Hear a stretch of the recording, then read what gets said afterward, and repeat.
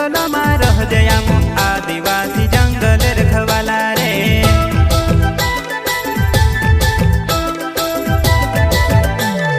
चल जंगल जमीन काजे पूजे रे आदिवासी दुनिया ने रखवाला रे।